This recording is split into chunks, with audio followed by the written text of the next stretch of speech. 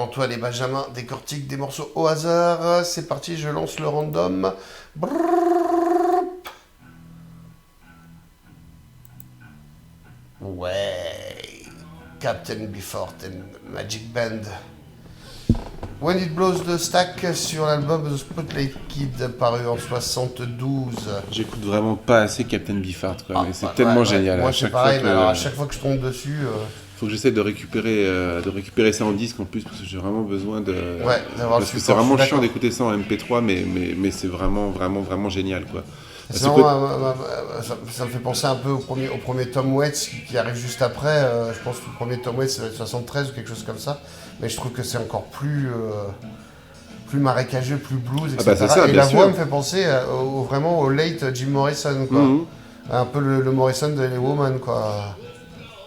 Ouais, éventuellement. Enfin bon, moi, j'ai un rapport un peu bizarre avec Captain Beefheart parce que, Je connais surtout ce qu'il a fait avec Zappa, moi, en fait. moi, j'aime surtout énormément PJ Harvey et musicalement, c'est clair que Ah ouais, sa plus grosse t'as influence, raison. c'est Captain Beefheart. Ah quoi. ouais.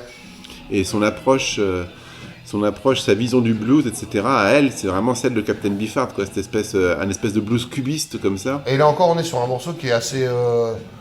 Enfin, je veux dire, par rapport pour du Captain Beefheart, c'est assez suivi. Enfin, c'est pas complètement ouf, quoi. Enfin, En fait, Captain Beefheart, elle est dans le sens inverse. Il a fait ses trucs les plus expérimentaux avant, tôt, ouais. avec Throat Bien sûr. Mask Ah bah ouais, Replica. alors là, Et ensuite, effectivement, sur cet album-là, il est un petit peu plus accessible et tout ça. Mais il y a ce côté un mais petit il est peu complètement trans. taré, hein, il demande aux musiciens de jouer n'importe quoi, des fois. Enfin, et là, tu vois, ça tient assez la route sur ce morceau-là que je connaissais. Oui, et puis Ah. ce qu'il faut dire aussi, surtout par rapport à l'époque où un peu le rock, machin, on avait l'impression que c'était un petit peu un milieu de demi-dieu, etc. C'est que c'était vraiment un groupe qui était dans la dèche, quoi. Le Magic Band et tout ça. Enfin bon, c'était des gens qui peinaient à bouffer à leur faim et tout ça. Et c'est marrant, ça s'entend un petit peu, quoi. On a l'impression qu'ils jouent un peu comme ça, quoi. Il y a ce côté. Clodo-chic, quoi.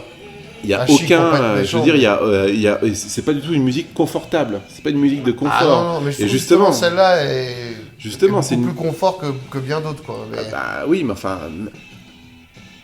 écoute la Ouais, guitare, ouais, putain, non, c'est formidable. un mec qui se tape des lignes de coke en permanence, etc. Il jouerait pas comme ça, quoi. Non, C'est ce que c'est je veux vrai, dire. ouais, tu t'as vois. raison, ouais, carrément.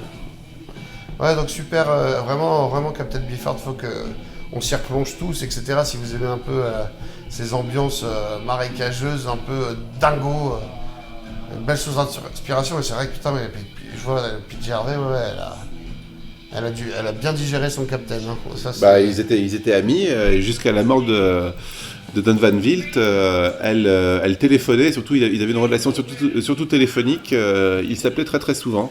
marrant. Et ils sont restés amis jusqu'à la mort de Don Van Wilt. Eh ben écoute, super, merci Benjamin pour ce When It Blows the Stack par Captain Beefheart que vous pouvez retrouver sur l'album The Spotlight Kid paru en 72. A plus tard.